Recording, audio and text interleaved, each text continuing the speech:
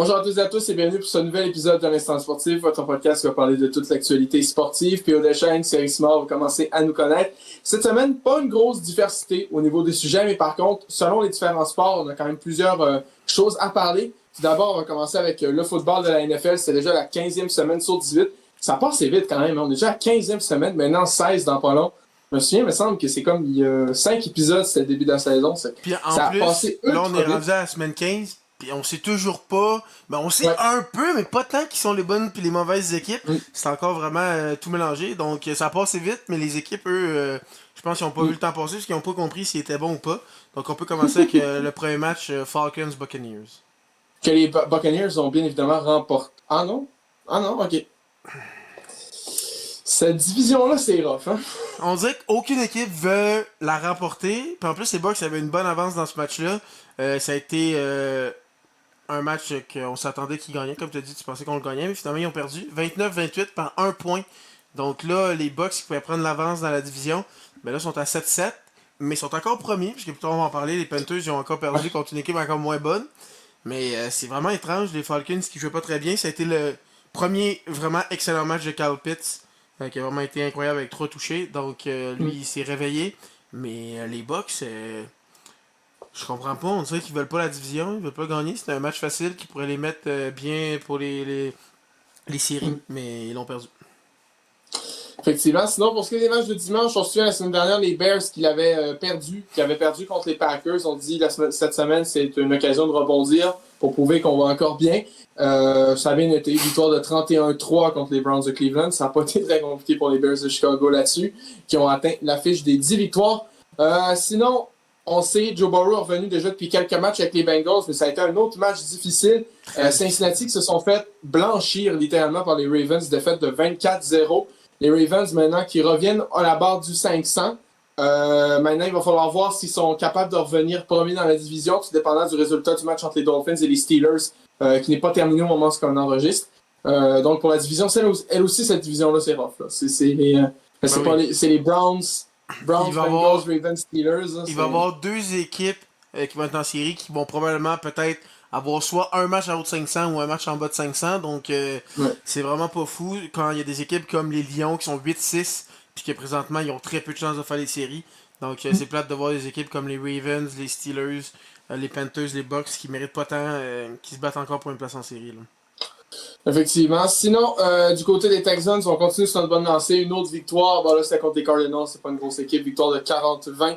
Donc, on est maintenant à 9 victoires, 5 défaites. Les Texans qui sont vraiment au plus fort de la lutte. Là. Si je devais affronter les Texans en série, moi, je serais pas confiant. Là, Ouais. à part leur début de saison qui était plus moyen. La défense fonctionne bien. L'attaque marche vraiment bien. Moi, ça serait une équipe que je voudrais éviter, disons. Effectivement, sinon, dans la même division, les Jaguars qui ont remporté un autre match 48-20 dominant contre les Jets de New York. C'est un match qu'il fallait gagner. On l'a réussi. Donc 10 victoires maintenant, 4 défaites pour les Jaguars. Une excellente fiche. Sinon, pour la première fois depuis 2014, les Chiefs de Kansas City ne participeront pas aux éliminatoires. Défaite de 16-13 contre les Chargers de Los Angeles. Los Angeles, 10 victoires, 4 défaites maintenant. Et comme si ça allait pas assez mal du côté de Kansas City, Patrick Mahomes a torn son ACL puis il est out pour le reste de l'année. Donc, tu perds ton meilleur joueur. Tu perds un des meilleurs carrières de la ligue. T'es éliminé des séries. C'est rough pour Kansas City. C'est une page qui est tournée. C'est une page qui est tournée du côté de l'ère Mahomes. Espérons qu'il s'en revienne l'année prochaine, mais le Super Bowl s'était fait détruire, puis là cette année ça s'est pas mieux passé. Puis l'année passée, oui, il y avait une bonne fiche, mais c'était vraiment par chance, souvent on le sait, là. Les bottes bloquées, les échappées de fin de match des Raiders, tout ça. Donc peut-être que les Chiefs, c'est plus une puissance. On va voir l'année prochaine, mais ça pourrait être une fin de leur côté. Là. Ouais, je jasais avec une amie aussi hier, puis on dirait vraiment que ça a commencé à descendre après avec le Super Bowl, comme le dernier qu'ils ont perdu. Là. Ils se sont fait détruire totalement. Là. On dirait que depuis ce temps-là, ils se sont pas remis. Puis en plus aussi, cette année, il y a eu les blessures en tant que telles, puis il y a eu l'indiscipline aussi du côté des Chiefs. Je sais que c'est une joke de dire que les refs favorisent les Chiefs en tant que tels, mais cette année, les Chiefs ont vraiment pris beaucoup de pénalités, ou en tout cas plus que d'habitude. Puis en tout cas, ça peut être gros dans des matchs que tu essaies de gagner, justement. Puis c'est des matchs serrés à chaque fois. Ils n'ont jamais été totalement dominés. Donc là, encore une défaite par 3 points, c'était pas beaucoup. Sinon, du côté, on avait un gros match aux côtés de l'Américaine entre les Patriots et les Bills, et on peut dire que c'est un gros choke des Patriots. Celui-là, Ouais. là, on menait 21-0. Dans la première moitié, on finit par perdre le match 35-31. On menait 21-7 à la mi-temps. Non, c'est rough pour les Patriots. C'est une première défaite depuis très très longtemps. Probablement depuis la semaine 3, un truc Puis comme ça. en plus, ils pouvaient clinch la première place dans la division. Mais là, Ouais. avec cette défaite-là, les Bills puis eux sont très proches. Rien n'est joué encore. Et aussi pour Drake May qui était rendu favori pour le MVP. En début de match, là, tout le monde était. Gars, il est capable contre les grosses équipes. Mais là, il a choqué. Est-ce que ça va l'affecter? Stafford qui a connu un bon match, on va en parler plus tard. Mais là, c'est rendu ouvert à tout le monde. Vraiment, c'est étrange cette course au MVP. Honnêtement, si tu me dirais qui va le remporter, je te dirais que je le sais pas. Parce que là, on a même vu un post qui s'est rendu Trevor Lawrence, il rentre dans la catégorie, ça fait 5 bonnes semaines qu'il fait de suite. Donc là, je sais même pas quoi dire qui va le remporter. Donc, une grosse défaite des Patriots qui l'échappe aux mains des Bills. Il y a même du monde qui commence à dire que là, Josh Allen, il remonte dans le MVP, il remonté comme ça. Mais il a perdu contre des équipes qui n'auraient pas dû au début de saison. Mais là, son 10-4, il réussit à passer devant les Patriots en fin de saison. Donc, pour vrai, c'est vraiment grand ouvert. Là. Oui. Sinon, on avait un petit tank ball aussi dimanche, Commanders Giants. Victoire de 29-21 de Washington. Ce qui est à noter du côté des Commanders, c'est que Jaden Daniels ne sera pas de retour cette année. Il est blessé jusqu'au reste de l'année. Donc, une année oubliée pour Washington après leur magnifique parcours de la saison J'ai dernière. l'impression que l'année dernière, c'était peut-être une flouque, disons, peut-être que Ouais. c'était pas représentatif, mais en même temps, tu n'avais pas eu Daniels en santé de toute l'année. Puis même s'il pouvait peut-être revenir dans les fins de dernier match, mais là, ça sert plus à rien, la saison est perdue. Laisse-le se reposer pour qu'il revienne en force l'année prochaine, puis construire là-dessus. Là. Sinon, les Eagles, on sait dans les dernières semaines, ça va pas nécessairement bien. Des fois, on perd des matchs, on n'est pas supposé les perdre, on dit qu'on choke. Victoire de 31-0 contre les Raiders, donc celui-là, ça n'a pas été Ça a dur été du côté facile du pour eux. Là. Philadelphie. Oui, effectivement. Donc, on a eu 2 blanchissages cette semaine. Peut-être 3, ça dépend si les Dolphins sont capables de blanchir les Steelers. Je pense pas, mais pareil. Sinon, on avait un gros match du côté des Broncos puis des Packers, 2 excellentes équipes qui s'affrontaient.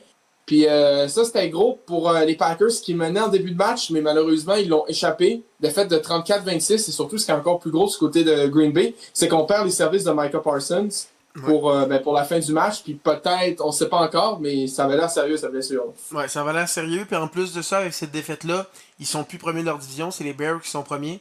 Donc c'était pas juste une petite défaite là, de leur côté. Là. Ils ont perdu gros. Puis les Broncos, avec cette victoire-là, ils clinchent une place en série. Et avec leur fiche de 12-2, ils jouent vraiment très bien. Toute l'année, t'étais genre, ouais, les Broncos, pas tant de puissance, machin. Ils jouent bien, mais pas tant. Mais là, ils sont rendus 12-2, sont clinch en série. Puis ils vont probablement avoir un bye première semaine s'ils continuent comme ça. Donc c'est une équipe qu'il faudrait surveiller aussi. Là.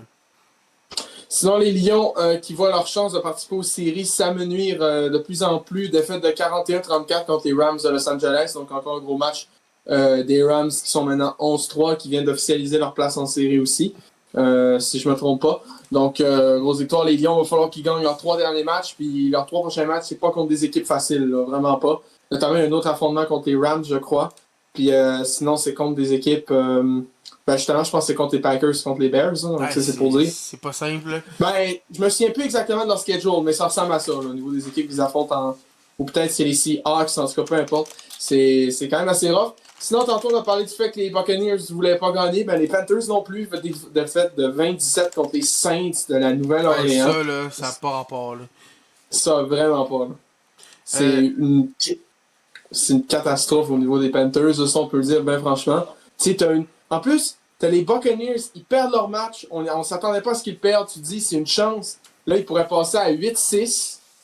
À revenir bien au-dessus de 500, à prendre un match d'avance sur les Buccaneers, ben non. Tu perds contre les Saints, qui sont encore moins bons que les Falcons sur le papier.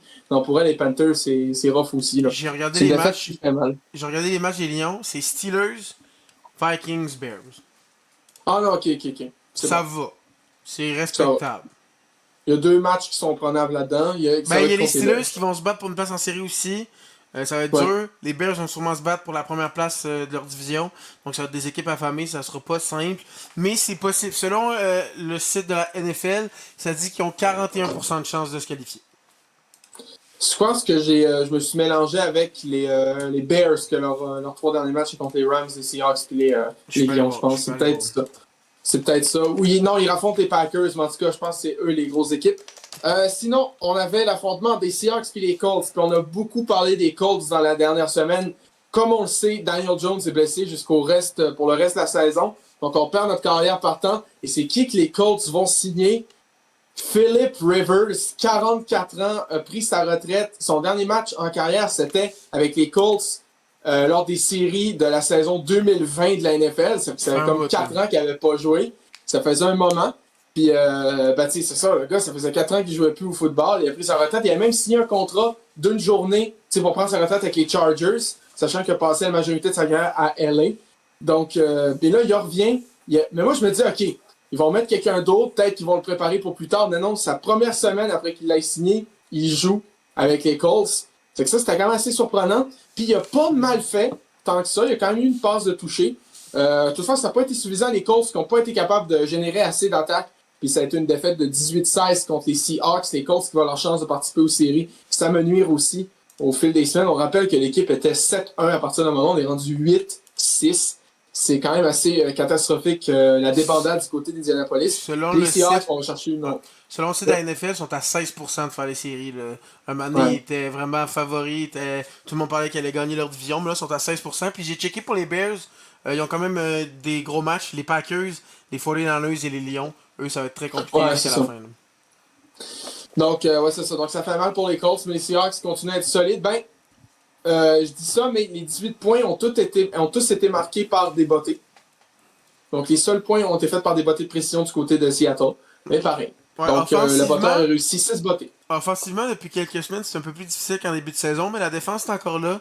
Puis le botteur est très très bon. Puis avec des bons running backs puis un bon receveur en Jackson Smith-Jigba, ça peut bien se dérouler pour les Seahawks pour la fin de saison. Mais là, il va y avoir des matchs importants. Ils vont jouer contre les Rams. Je sais pas si c'est la semaine prochaine ou l'autre d'après, mais ça va être un match probablement qui va de fortes chances qu'ils décident de qui va être premier de la division. Puis ça, il y a quelque chose que j'ai pas trop compris. Selon le site de la NFL, les Rams se sont qualifiés pour les séries, mais ils ont la même fiche que les Seahawks, dans la même division, mais les Seahawks, eux, sont pas qualifiés. Ça dit Seahawks, 99% de chance. Ça dit ils ont plus que 99% de chance de faire les séries, mais ils sont pas qualifiés, mais les Rams, oui. J'ai pas plus cherché pourquoi, mais ils devraient se qualifier aussi. Là. Ouais, quand même assez bizarre. Sinon, les 49ers, victoire de 37-24 contre les Titans, c'est un match qu'il fallait gagner. Puis ils l'ont gagné, donc ça va bien pour San Francisco, qui devrait normalement participer aux séries, même si on le sait, ils sont dans une très très grosse division avec les Rams, les Seahawks et surtout les Cardinals. Blague. Et donc, c'est ça. Sinon, le match du dimanche soir, c'est entre les Vikings et les Cowboys. Deux équipes qui se sentent. Si on disait que c'est un match que les Cowboys veulent absolument qu'ils gagnent, en tout cas, si vous voulez garder leur mince chance de participer aux séries, ils l'ont perdu. Défaite de 34-26 contre les Vikings de J.J. McCarthy. Donc, déjà qu'on sait que les Vikings s'en vont de nulle part, ils sont éliminés des séries. Les Cowboys, ça va être une autre année à oublier du côté de Dallas. Les Cowboys, selon le site, c'est moins de 1% de chance de faire les séries. Ouais, c'est pas impossible, mais il faudrait vraiment que tout s'aligne parfaitement pour qu'ils se qualifient. Puis sinon, du côté du dernier match entre les Steelers et les Dolphins, le match est toujours en cours. C'est présentement 7-3 pour Pittsburgh. Donc, on a réussi à marquer un touché de ce côté-là.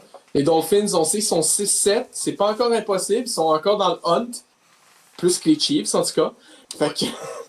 c'est quand même bizarre à dire. Mais donc, il va falloir absolument que les Dolphins gagnent ce match. Sinon, si on passe au match de la semaine 16, elle qui s'en vient, ça va commencer justement avec un très gros affrontement jeudi entre les Seahawks et les Rams. Donc, pour le top de la division, deux équipes qui ont 11 victoires, 3 défaites. Pour ce qui est des matchs du samedi, parce qu'il va y avoir deux matchs lors du samedi, Commanders-Eagles, donc les Eagles, ça va être un rematch de la finale de la nationale de la saison dernière. On s'en souvient comment ça n'avait pas été serré, que les Eagles avaient emporté facilement. Donc, ils vont pouvoir aller chercher une autre victoire relativement facile. On sait que les Commanders sont privés de Jayden Daniels. Et c'est un gros match important pour la division entre les Bears et les Packers. Donc, ça, pour le sommet de la division totalement, elle qui gagne va reprendre la tête de la division ou va la conserver. Donc, ça va être très intéressant à suivre aussi. Sinon, pour ce qui est des matchs du dimanche, justement, les deux équipes qui ne veulent pas gagner, les Panthers et les Buccaneers, s'affrontent à 1h de l'après-midi. Donc, comme tu as dit, ta prédiction, c'est que les deux équipes vont perdre. Ouais, les deux, ils vont trouver une façon de perdre. Ça va être égalité, défaite des deux équipes, les deux disqualifiés, je sais pas trop. Mais les deux veulent pas prendre la tête de cette division-là. Pour vrai, imagine ça finit en égalité. Ça serait là, tellement drôle. Là. Mais Si j'avais un 2 à mettre, ça serait les Bucks, mais en même temps, j'ai mis un 2 sur eux depuis 4-5 semaines, puis Ouais. j'ai pas fait grand profit, disons. Effectivement. Sinon, du côté des Bills, on va affronter les Browns, donc ça devrait être une victoire normalement. À moins que les Bills retournent dans leur vieux travers puis qu'ils trouvent une façon de perdre contre Cleveland. Mais normalement, Faudrait ça pas. devrait pas arriver. S'ils veulent peut-être Les accéder au premier Chargers, rang, s'ils veulent accéder au premier rang, oui. d'une façon, faut pas échapper à un match facile comme ça. Là. Mais ouais, justement, il va falloir surveiller aussi le match des Patriots de ce côté-là. Les Chargers qui vont affronter les Cowboys, donc les Chargers vont chercher une victoire là. Jets Saints, un petit tank ball qu'on apprécie. Très hâte de regarder ce match-là. Non? Non, pas Sinon, vraiment. Vikings Giants, c'est pas un match avec beaucoup d'enjeux, on va se le dire. Les Vikings aussi viennent d'éliminer de la course aux séries. Les Giants c'était la première équipe à être éliminée de la course des séries. Donc c'est pour dire. Sinon, Titans Chiefs, ça aussi, c'est pas un match avec beaucoup d'enjeux. On pourrait le dire si les Chiefs étaient encore dans le coup, mais là, plus maintenant. Ils sont éliminés, puis de toute façon, Mahomes est out pour le reste de la saison. Puis sinon, Bengals Dolphins, ça peut être un match important seulement si les Dolphins remportent ce match de ce soir. Sinon, c'est compliqué de faire les séries. Les Bengals, la saison est finie de toute façon. Donc, ça va être rough aussi à regarder. Falcons Cardinals aussi. On a beaucoup de matchs rough là, qui s'en viennent la semaine 16. Là. Les bons matchs sont en début de semaine. Après, il va falloir s'accrocher. Falcons Cardinals. Sinon, les Broncos contre les Jaguars. Ça peut être un match intéressant. Imaginez que juste une seconde que les Jaguars l'emportent. Ça pourrait vraiment être incroyable. Puis, actually, pourrait devenir vraiment une équipe qu'on pourrait. Il pourrait devenir real, là, pour vrai. Mais les Broncos, quand même, partent favoris pour cet affrontement. Steelers-Lyon. Ce match-là, ça va être très important pour les chances de série des deux équipes. Les Steelers ont aussi mènent dans la division, mais c'est pas une grosse division qui mène. Puis les Lions, il faut qu'ils gagnent absolument leurs 3 derniers matchs. Raiders-Texans, pour les Texans, c'est une opportunité de continuer sur leur bonne lancée, d'aller chercher une 10e victoire cette saison. Les Raiders, on sait c'est pas une équipe qui va à quelque part. Dimanche soir, ça va être Ravens-Patriots. Donc là aussi, un match avec beaucoup d'enjeux. Les Ravens, s'ils veulent garder un peu leur saison en vie. Les Patriots, s'ils veulent s'assurer de rester d'un premier de la division devant les Bills. Puis peut-être même, tu sais, tranquillement, s'ils veulent peut-être essayer un bye, il faudrait vraiment gagner tous leurs matchs, prier pour que les Broncos en perdent un ou deux. Donc ça va être à surveiller. Puis finalement, lundi, ça va être les Colts qui vont affronter les 49ers. Donc une chance pour Philip Rivers de peut-être remporter un match, bien sûr, du côté d'Indianapolis. Donc c'est tout pour les matchs de la semaine 16, de la semaine 15, plus les previews de la semaine 16 dans la NFL. Maintenant, si on passe du côté du hockey, on va en reparler juste brièvement si vous voulez plus d'informations. On a fait une vidéo là-dessus. C'est l'échange qu'a envoyé Quinn Hughes au Wild du Minnesota en retour de Liam Ogren, Ziv Bouyum, Marco Rossi et un choix de premier tour au prochain repêchage. Donc, justement, Quinn Hughes a marqué son premier but avec le Wild du Minnesota. Puis, peu de temps, je pense que c'est la même soirée, un peu avant ou un peu après, Ziv Bouyum a aussi inscrit son premier but dans l'uniforme des Canucks. Il a pas juste fait son premier but, il a marqué premier but, puis il y a eu une pause sur les deux seuls buts dans la victoire des Canucks. Donc, il a été très très bon. Et après ça, Quinn Hughes, c'est juste après Quinn Hughes, il a marqué aussi. Donc, jusqu'à maintenant, les deux équipes sont bien contents. On va voir qu'est-ce que ça arrive, mais j'ai l'impression que les Canucks, ils ont fait le mieux qu'ils pouvaient dans cette situation-là. Puis comme tu l'as dit, si vous voulez plus d'infos sur la transaction, vous pouvez aller dans notre vidéo sur notre chaîne. On a une vidéo d'une dizaine de minutes là-dessus. Et il y avait eu une autre transaction, la transaction de Tristan Jarry qui s'en va avec Edmonton. Il a joué son premier match lui aussi, il a quand même très bien fait dans une victoire. Et ensuite de ça, qu'est-ce qu'ils ont donné? Ils ont donné Stuart Skinner avec Brett Kulak puis un choix de deuxième tour. Donc les Pingouins... Est-ce que ça veut dire que tu abandonnes la saison? Je sais pas, parce que t'as quand même un défenseur en Kulak qui peut jouer des bonnes minutes. Stuart Skinner avec une meilleure défensive, est-ce qu'il va être capable d'être bon? Est-ce que. Puis là, c'est ça. Est-ce que ça envoie un message à Crosby de est-ce qu'il abandonne? Parce qu'ils sont quand même en train de se battre pour une place en série. Donc on va voir ce que ça va donner, mais en même temps, pour un contrat de Tristan Jarry que personne ne voulait l'année passée quand ils l'ont mis au balotage, qui ont capable de se débarrasser du 5,3 millions en ayant un choix de 2 avec deux contrats qui se finissent cette année. Donc, tu pourrais libérer 5 millions pour l'année prochaine avec un choix de 2. Je pense que tu fais la transaction. Oui, effectivement. Mais Tristan Jarry va un petit peu mieux cette année, par contre. Ouais, Ça, il va faut dire. mieux. Il est mieux que Stuart Skinner, ça c'est sûr. C'est un upgrade, mais à quel point? Est-ce que c'est le gardien qu'il te fallait? Je sais pas, mais en même temps, quand t'as McDavid, il faut que tu fasses de quoi. Ouais. Effectivement, sinon, pour continuer de parler des Pingouins, Matt Dumba aussi qui a été envoyé au balotage, une Yost Legend, bien sûr. Donc, ouais, Matt Dumba, il y a eu un drop depuis quelques Ouais, c'est années. pas Là. mal. Je serais pas surpris que dans un an, il prenne sa retraite, là, parce que Ouais. ça va plus. Puis sûrement que Brett Kulak, c'est sûrement à cause de l'arrivée de lui qu'il va prendre sa place, puis Dumba, Joe Biden. Sinon, j'ai mis mon chandail des Sabres de Buffalo. Pas pour parler d'une bonne nouvelle du côté de Buffalo. Ben, ça dépend. Si Ben, t'es fan pour de Buffalo, vrai, peut-être que c'est une bonne nouvelle. moi je C'est pense que en c'est une bonne gros, nouvelle, là. en gros, c'est Kevin Adams, le GM des Sabres depuis la saison 2021, qui a été congédié. Donc, depuis ce temps-là, il a été remplacé par l'ancien GM des Blue Jackets, Jarmo Kekalainen. Ouais, que j'ai dit que c'est une Ouais, bonne nouvelle, mais c'est comme bonne nouvelle remplacée par une mauvaise nouvelle. C'est comme. Ben, Kekalainen a été GM des Blue Jackets de 2013 à 2024, donc il a été assez longtemps. C'est lui qui était directeur général lors de la seule victoire en série des Blue Jackets, on se souvient en Ouais. 2019 contre Tampa Bay. Mais ça reste. Ça Il a pas reste, fait les il me meilleurs semble moves. C'est mieux que Ouais. Kevin Adams, ça c'est sûr. Mais c'est pas. C'est pas. C'est pas C'est Kevin Adams, c'est lui notamment qui a changé Sam Reinhart ou encore Jack Eichel. Jack Eichel. Ouais, c'est ça. Puis c'est lui qui a aussi Ah, ben, échangé un Hallmark deux. a des chances. Ah non, Hallmark a signé, hein, Jean-Livre, hein, c'est Ouais, ça? cette année-là, ils ont juste décidé de pas signer de gardien. Ils se sont réveillés genre 2 semaines avant la saison. Ils ont fait ah, on a plus de gardien. Ils ont signé genre Craig Anderson. Quand ils ont pas décidé de signer Ulmark qui est devenu un Vezina winner. Puis plus tard, ils l'ont échangé contre un first, tout ça. Puis aussi, comment dire, qu'il a donné un Dylan Cousin un deuxième centre contre Josh Oui. Norris qui est tout le temps blessé. Puis qui a joué quoi 4 matchs année. Puis on le savait qu'elle allait se blesser. Donc oui, c'est de lui qu'on parle. Lui qui a tout fait ça, qui était super très très bon. Là. Ouais, donc peut-être pas une grosse perte pour les fans des Sabres de Buffalo. Sinon, également, Lucas Reichel, côté Canucks de Vancouver, qui a été envoyé au balotage. Il me semble que lui, il n'y avait pas une grosse hype avec lui à partir d'un Ben, il y moment. avait Genre, quand il était pas même supposé être bon. au début avec Chicago, il y avait quand même une bonne hype. Après ça, il a été échangé au Canucks. Puis on était genre, hein, comment ça, juste un choix de 4 je pense, ça avait été le trade. Puis t'es genre, hein, comment ça, il y a quand même de la valeur. Finalement, il a pas bien fait avec les Canucks.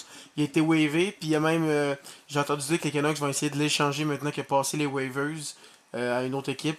Ils vont essayer de s'en débarrasser. Peut-être que, je sais pas. C'est vrai qu'il y avait une petite hype avec lui. Même moi, je trouvais que ça allait être un bon jeune qui aurait pu être sur un Middle Six à Chicago. Mais finalement, j'ai l'impression qu'il se passe rien avec lui. Là. Sinon, également, du côté des uniformes, on a eu, comment dire, un premier look sur les chandails de la série des stades qui s'en vient l'année prochaine entre les Bruins de Boston et les Lightning de Tampa Bay. Et comment dire Lui, que les ça Bruins. va être probablement. Ben, pour vrai, on regarde ça, là, puis je pense, niveau affrontement look des deux équipes, là, on est dans un top 5 des pires de tous les temps. Ben, c'est Sincèrement, surtout à cause de lui de Boston. Pour vrai, je donne un 2.53. Là. c'est tellement laid. Sincèrement, là, c'est comme. Surtout Boston, c'est un jaune flash. T'sais, on sait que j'aime pas le jaune de base, c'est pas ma couleur préférée sur les uniformes. Puis là, on dirait qu'il paraît trop, il est trop pâle. C'est vraiment laid. En plus, ce logo, c'est un logo en lettres. C'est basic. Le genre de chandail type universitaire, pas beau nécessairement. Le seul truc que j'aime avec l'uniforme des Browns, c'est l'espèce de motif avec les traces de griffes d'ours sur les pants. C'est le seul truc que j'apprécie bien avec l'uniforme. Faut que je le dise. Sinon, lui, du Lightning de Tampa Bay, c'est pas incroyable non plus. C'est Ben, un la chandail première fois que je l'ai majoritaire. vu, je l'aimais pas tant. Alors ça, je l'ai plus aimé. Je donnerais un 7.5 quand même. Là.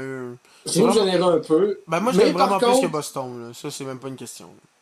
Là. ouais, non, ça oui. Mais c'est vrai qu'il y a certains détails qui sont sympathiques avec lui de Tampa Bay, notamment les motifs d'éclairs qui sont à l'intérieur des numéros puis du logo en avant, ben, des trois lettres, du TBL. Puis sinon, il y a le logo sur l'épaule qui est avec la tête, le crâne en tant que tel, avec les deux épées, un peu comme un pirate. Puis aussi le fait que ces espèces de motifs-là dans les manches aussi. Ça pourrait, quand tu le vois de plus proche, c'est vrai que c'est vraiment cool. Mais sinon, ça reste que c'est pas le plus bel affrontement de deux uniformes que je vais avoir vu. Et c'est un peu typique de la série des stades à proposer des chandails laids. Là. Moi, personnellement, c'est un peu mon opinion. Là. Ça n'a jamais été incroyable. On dirait Ben, qu'il essaie souvent, tout le il temps d'en essaie, faire ouais, trop. c'est C'est ça, pas il beau. essaye. C'est Il ça, mais c'est essaye pas de beau. sortir un banger, puis souvent, trop, c'est pas Ça, assez. On aime plus les ouais. looks ben classiques. Mais, pour être t'aimes pas, je donne la note, ça passe, mais les Bruins, ça passe pas. Ça passe Mais l'année passée, je l'ai pensé, puis Columbus Détroit, c'était pas si pire. Pour elle, je me souviens bien, j'avais pas détesté ce look-là.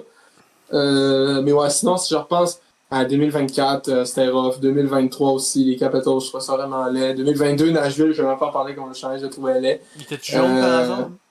Non, il était bleu foncé, mais il avait comme marqué Smashville en gros Ah, en bleu. ouais, Ça ouais, ouais. dépassait de la bande. C'était tellement pas beau, là, genre, pour vrai. Ah, en tout cas. Sinon, pour ce qui est de. Ben, c'était pas mal tout au niveau des nouvelles LNH en tant que tel. On va passer maintenant un peu au hockey en général. Tout d'abord, ça a été le début du camp d'entraînement d'équipe Canada Junior en vue du prochain championnat du monde junior. On a rajouté notamment le joueur des Bulldogs de Brampton ou de Brantford, je ne sais plus, Marek Vanakar, qui a quand même une saison respectable pour l'instant. Péo, je sais pas ce que tu le vois, Marek Vanakar, là, en tant que tel. Ben, c'est un ancien choix de premier tour, c'est quand même un prospect que j'aime bien, mais il n'y a pas de wow factor, ce serait plus un gars de profondeur, là, comme on peut dire. OK. Fait que tu sais, ce que tu t'attends pas nécessairement à ce qu'il fasse l'équipe, mettons. Ben, il pourrait, mais c'est clairement pas ses deux premiers trios, disons. C'est le Ouais. même que je vais le dire. Sinon, c'est que Michael Misha va rater le début du camp aussi. Il va arriver peut-être un peu en retard. Au moins, il est invité puis il est là. Pas comme l'année passée. Mathieu Catafort. Puis, ouais, donc, sinon, pour ce qui est des mondiaux juniors, on sait déjà quelle équipe va remplacer le Danemark l'année prochaine. Désolé, c'est chiant, mais en tout cas, on va dire que il y a de fortes chances que le Danemark soit l'équipe qui soit reléguée la fin du championnat du monde cette année. Puis ça va être la Norvège qui risque d'être remplacée après en 2027, après l'année 2027. Mais la Norvège qui a remporté le championnat du monde junior division 1A en tant que tel. Puis le perdant de la division de cette année, elle qui va perdre des matchs de relégation contre l'Allemagne, parce qu'on sait que ça va être contre l'Allemagne, va ensuite descendre en division 1A en tant que tel. Donc, pour ce qui est de la Norvège, si on parle un peu de leur moyen pointeur, c'était Niklas Aram Olsen qui a eu 6 buts et 6 points en gros dans ses 4 premiers matchs aussi. Il y a également quelques prospects du côté de la LNH. Ils vont être capables de ramener 9 de leurs joueurs lors du championnat du monde de 2027. Puis justement, je parlais de Niklas Aram Olsen. On le voit potentiellement comme un choix de premier tour lors du prochain repêchage de la LNH. Donc ça va être à suivre.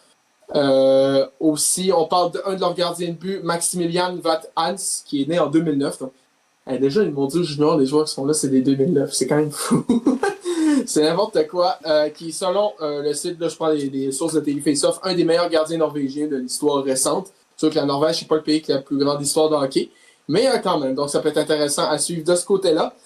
Sinon, pour ce qui est du hockey féminin, c'était le dernier match de la série Rivalité Canada-États-Unis, pas en préparation des JO qui s'en viennent cet hiver. Et comment dire que ça a été rough pour le Canada? Là? Aucune défaite. On a été totalement dominés dans les 4 matchs. Ouais, non, je veux dire, ouais, c'est 4 défaites. Ils ont perdu, si je me souviens bien, 4-1, 6-1, 10-4 et 4-1. Donc, c'est pour dire comment ça a été. Ils ont été dominés. Puis, tu sais, c'est pas comme si, ok, ouais, ils ont pas mis, genre, par exemple, il n'y avait pas André Desbiens dans les buts, c'est peut-être pour ça. Mais non, André Desbiens était là, notamment lors de la défaite de 10-4, puis ça a mal été. Puis, tu sais, ils ont mis Marchmayer, et Morance n'a pas fait, ça n'a pas été capable de faire la job non plus. Donc, tu sais, en espérant que ce soit en préparation, que ça soit vraiment de la préparation, qu'on s'ajuste d'ici le début des JO. Ouais, parce espérons que c'est pas ça aux Jeux Olympiques, parce qu'on va finir avec la médaille d'argent. Ben, tu sais, en plus, d'habitude, les matchs canadiens-américains, c'est toujours des excellents matchs. Ah oui, ça finit en prolongation, tout ça. Ah oui. On sait Marie-Philippe Foulin a plusieurs Golden Goals à son actif. Donc, on a mangé une petite volée, comme on pourrait dire. Là. Ouais. Donc, on prie pour que ça s'améliore en tant que tel. Puis aussi, rapidement parler, on a vu des vidéos qui sont sorties de l'Arena à Milan qui n'a pas l'air d'être prêt du tout. Non, vraiment. Surtout pour le début du tournoi. C'est tranquillement, là, on est mi-décembre. On est le 15 décembre au moment qu'on enregistre. Le tournoi olympique, là, je parle, le masculin va commencer un peu plus tard, mais le féminin, je pense que ça commence début février. Là. Donc, tu sais, c'est comme à peine dans un mois et demi que ça commence. C'est bientôt, puis l'Arena n'est même pas proche d'être finie, j'ai l'impression. Ils ont fait ça en 7 ans. Imagine, en un mois et demi, ils vont avoir le temps de se grouiller. Ils vont peut-être être capables de mettre le standard 2. Moi, ça commence à m'inquiéter. Ça me tente pas d'encore une fois manquer Crosby, McDavid, McKinnon ensemble. Là. Juste le sentiment qu'on a eu aux 4 Nations, comment c'était incroyable. Ouais. Je veux revivre ça. Il y a du monde qui sont pas allés aux Olympiques de toute leur carrière. Genre McDavid, là. Jamais allé. Là. Genre, ouais. on n'est pas hâté depuis 2014, il a été repêché en 2015. Donc lui, il a jamais vécu ça, puis on va manquer une génération complète si on n'y va pas cette année. Pour vrai, il faut que l'Arena soit prête, parce que comme vous le savez, les joueurs, des risques ils viennent pas si l'Arena n'est pas prête. Mais j'espère que ça va se régler rapidement. Ben non, je l'espère aussi. Là, avec tout le respect que j'ai pour les 2 dernières éditions de Team Canada, J'ai pas envie de voir Jordan Will sur le powerplay encore, mettons. Également, parler des joueurs canadiens, c'est potentiellement là, lors des Jeux Olympiques, il faut parler de Connor Bedard qui est blessé, qui ne jouera pas du reste de l'année, donc il va être de retour en début de l'année 2026. On sait en plus une blessure un peu bâtard. Là. Il a été blessé. C'était sur confirmé? un jeu, il restait. Ok, de l'année 2025. Ouais, de l'année 2025. Ouais, c'est ça. Dans l'année calendrier 2025. Okay. Il va jouer début 2026. Ouais, non, c'est ça. Je me suis peut-être mal exprimé. Non, c'est moi qui ai mal process. Mais on va se le dire, c'est une blessure bâtard. C'est arrivé un jeu, il restait 0,3 secondes au match. Il s'est fait plaquer par Braden Shen. Ouais, c'était une course perdante. C'était bizarre. Puis également les Sharks qui ont perdu les services de Will Smith. On ne sait pas encore pour combien de temps. Et je me souviens plus si on en avait parlé la dernière semaine, mais Logan Cooley également qui va manquer 8 semaines d'activité. Sinon, c'est pas mal tout pour le côté du hockey. Rapidement, il nous reste 2 petits sujets du côté de la WNBA. Demain, le 16 décembre, ça va être le dévoilement des uniformes du Tempo de Toronto, l'équipe féminine qui arrive dans la WNBA à Toronto pour la prochaine saison. Donc j'ai hâte de voir ça. Je sais pas c'est quelle couleur j'aimerais bien voir en tant que tel au niveau du look.